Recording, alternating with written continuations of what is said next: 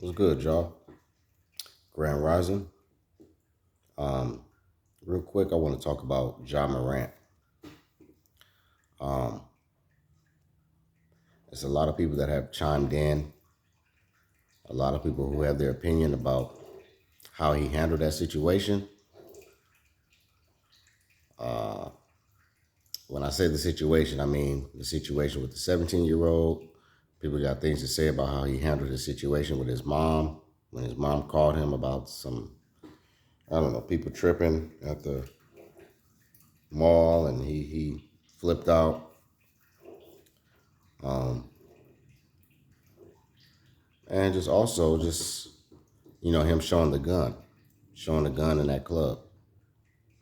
Now, I'm not going to be the one that's going to be like a lot of these other older gentlemen who could be trying to at least process and understand the real main issue as to why Morant did what he did. But I'm gonna tell you this: if I was in Morant's shoes, I have my I'm in my gated community. Hopefully, he's in a gated community. But I'm at this big ass mansion. I got this all this property, all this money, and I got guests over my house. And I'm actually playing a competitive game with the company that's over my house. And one person who was a 17-year-old, maybe was, who knows? John Morant could have been embarrassing him. He could have been talking smack to him, saying like, little nigga, you ain't on my level. Get off my court. And you know how these young men are, especially those young black men. They can be hot-headed and sensitive, especially if they don't have really a daddy in their life or some kind of balance. So, unfortunately, the young man snapped. He threw the ball in John Morant's face. John Morant had a right to react. Now, a lot of people could say, oh, he was only 17 years old.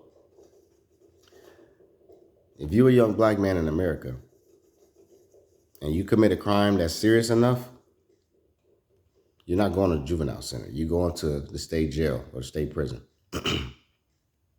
No ifs, ands, or buts about that. So, and also, 70s, these teenagers aren't really small these days, you know. This boy could have been the same size, if not taller and bigger than John Morant. So we don't know. So I'm not going to judge and tear down John Morant for standing on his own square and defending himself and reacting when a young man threw the ball in his face. Let somebody throw the ball in your face. What, you gonna just stand there and be calm and say, okay, you know what? It's time for you to leave. You need to leave now. No, it's gonna be a physical altercation before you make that person leave. It might be a physical altercation. You might rough that person up and throw them out yourself. I don't know too much details about the situation, about his mom and the incident at the mall. But if this incident happened in the aftermath of that situation, or if that mall incident happened after the incident he had at his house, you can only imagine where his mind was. Like he was already like on 10 because you got to think of it. Not only he beat up the 17-year-old after he threw the ball in his face, but the 17-year-old could have been making threats. He could have been saying, nigga, I'm gonna pull up, nigga, I know where you live. It's up when I see you. Like, who knows? The 17-year-old got some homies. It's a lot of grimy young boys that are looking for an opportunity to come up. And if this young 17-year-old boy knows where John Morant lives, whether John Morant lives in a gated community or not, it's going to make John Morant a little paranoid.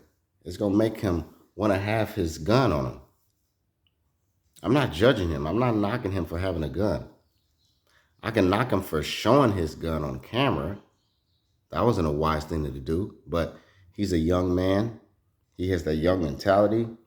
And we know the behavior of a lot of our young men when they got ops, how they act when they got ops. So let's not play dumb and act like, oh, what John Morant did is just beyond what he should have done. Like, he's young. He's active. I remember when I was young and when I was in my 20s, I had, when I was probably from 13, I say 14 to 18, I was in that mindset where I wanted to prove myself, or I had to prove myself. I was already fighting a whole lot, and I had to. I just had the mindset of I'm not gonna take shit from nobody. Um, I'm not gonna start shit with nobody, but I ain't gonna take shit from nobody either. So the mindset you're in when you're in your 20s, like when I got in my 20s, I don't really have nothing to prove to nobody no more. But it was just more like, nigga, just don't try me. Just don't try me. So John Morant is in the mindset of don't try me. I'm a young man. I'm successful. I got my career in my NBA career. I got a lot of money, a lot of property, and you're not going to take that from me. And you're not going to disrespect me. So John Morant had a right to protect himself. John Morant has the right to protect his family. He was not wise to show his gun in that club, but I'm putting myself in his shoes. He had that gun on him, pretty much showing, probably sending a message to his ops, the little 17-year-old and his homeboys or whoever, let him know, like, nigga, I'm armed and I'm dangerous. I'm young, I'm armed, and I'm dangerous. That to me, I took that as that message, like, nigga, don't try me, nigga. If you try to catch me lacking, I'm not lacking. But unfortunately, the one thing I can agree with some of these people on, some of these older cats who have, these big platforms, and in the media, yeah, someone needs to talk to John Morant's dad, the the fake usher.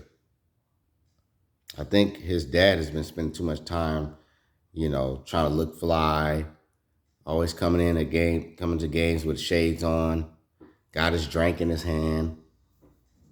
Like, I think, I don't know if John Morant and his dad, I don't know if John Morant's dad has really, really instilled some real discipline and structure over his son. But he definitely needs to talk some sense into him and to help him realize that there's ways he can go about doing things. When there's an issue and there's a conflict, you can deal with it a different way rather than dealing with it by, flashing your gun to try to, show people that, hey, you got heat and you with it. But I'm not going to crucify John Morant and jump on this bandwagon of people that's criticizing him when they're not in his shoes. They didn't go through what he went through. You got to remember, he's a young man. He's going to react differently than a older, much more mature man. But at the same time, he has a right to protect himself. He's on edge. He's a little paranoid because he don't know where the issue is going to come from now. When somebody's plotting on your life, and unfortunately, this 17-year-old boy, sometimes these young black boys, they don't know how to take an ass whooping. They don't know how to realize that, look, they probably took something too far, and that they just had that coming. No, they want payback. They want to retaliate. They want some revenge. And the fact that this young man got embarrassed, it was probably females there too. You know how young men act when females are around. So this 17-year-old boy possibly came with his girlfriend and got his ass whooped in front of his girlfriend. That's even worse on his ego. So y'all just got to understand, John Morant had a right to protect himself. John Morant is not perfect, but don't drag him and act like he's just the most horrible person in the world. He didn't bring a gun to the facility like a Gilbert Arenas. He ain't make no threats to his teammates. This is something outside of basketball. And now that he is not being charged with anything, leave the man alone. Let him live his life. The police is not going to charge him with anything. So y'all need to just shut up about it. Let the man continue his career and stop hating. Let him protect himself. But all this other stuff y'all trying to pull and trying to act like he's just this thug and he's out of control, man, shut up. Y'all would have did the same thing, especially at his age. Get a man a break.